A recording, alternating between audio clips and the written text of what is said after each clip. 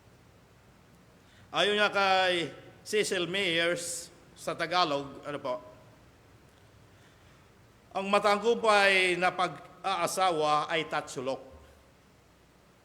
Lalaki,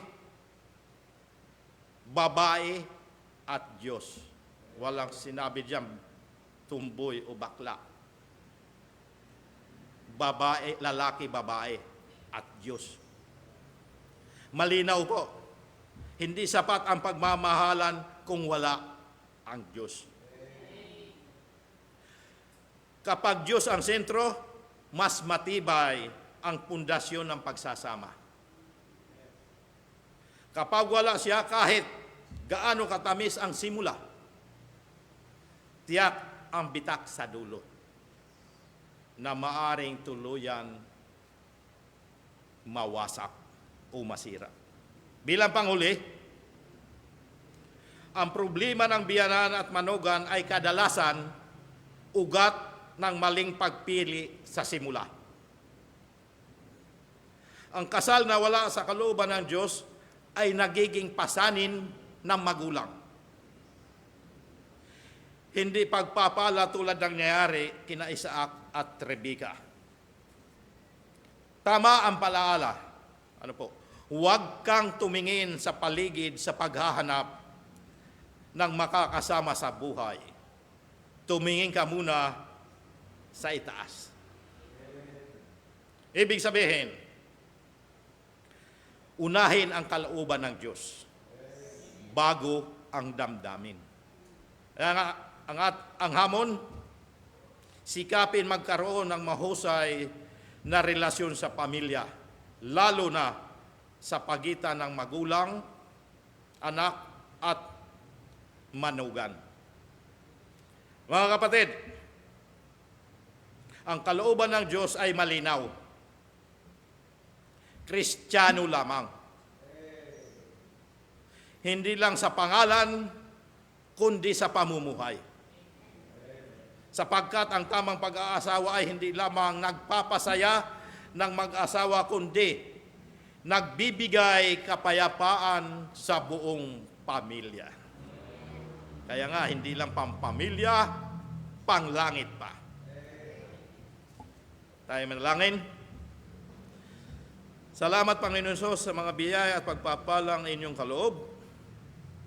Tunay na pagmumula ng kapighatian ng mga magulang ang mga manugang iba ang pananampalataya. Nawa sikapin magkaroon ng mahusay na relasyon at pagsasamahan ng pamilya. Pahalagahan higit ang relasyon sa Diyos upang magibabaw ang kapayapaan at patuloy sumagana ang pamilya. Salamat sa inyong kadakilaan at kahabagan na nagpapalakas ang aming kaluluwa. Tulungan po ninyo kaming magkaroon ng mahusay na relasyon ng pamilya at makita ang inyong kapangyarihan ng iba. Ito po ang aming dalangin sa pangalan ng Panginoon Hesus. Amen.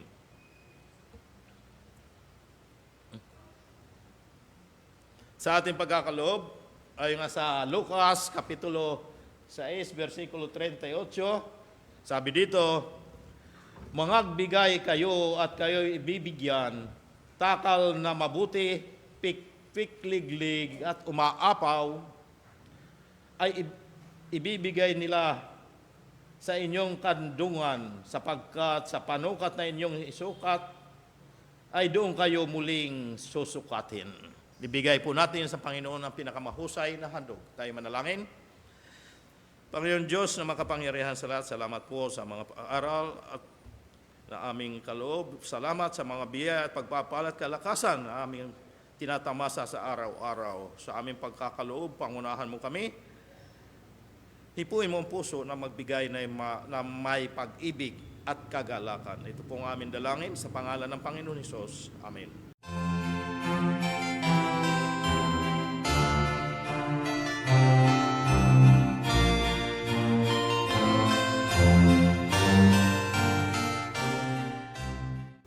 Salamat, Panginoon, sa natapos namin pagkakaloob. Dawa ang salaping aming nakalap, aming tinataas sa inyong harapan upang iyong pagpalain. Magamit nawa sa bahay-sambahan ng nayayong sa iyong kalooban. Ito po ang aking dalangin sa pangalan ng Panginoon Diyos. Amen. Muli po tayong tumayin lahat para po sa ating pangwakas na awitin, Dahil Buhay.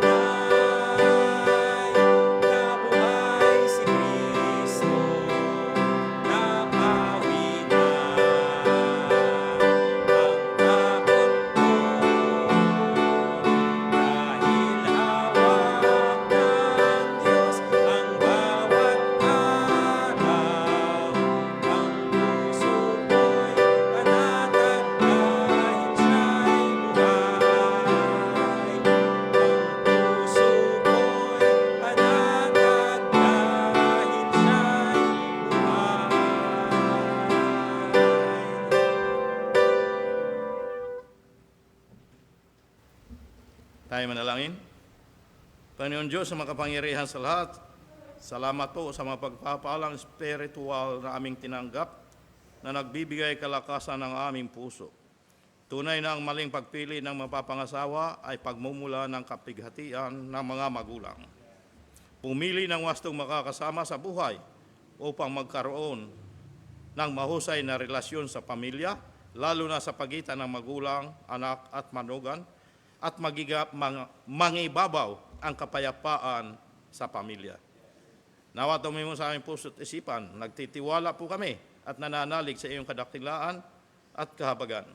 Salamat sa lahat ng mga gumanap at kabahagi ng gawain maging sa online. Patuloy nawa tayong sumagana ng biyaya ng Panginoon. Ang aming mga samot dalangin, kung inyo pong lulubin, inyo pong tugunin. Sa aming pag-uwi, ingatan po ninyo kaming nakuwi ng ligtas. Ito pong aming dalangin sa pangalan ng Panginoon Hesus.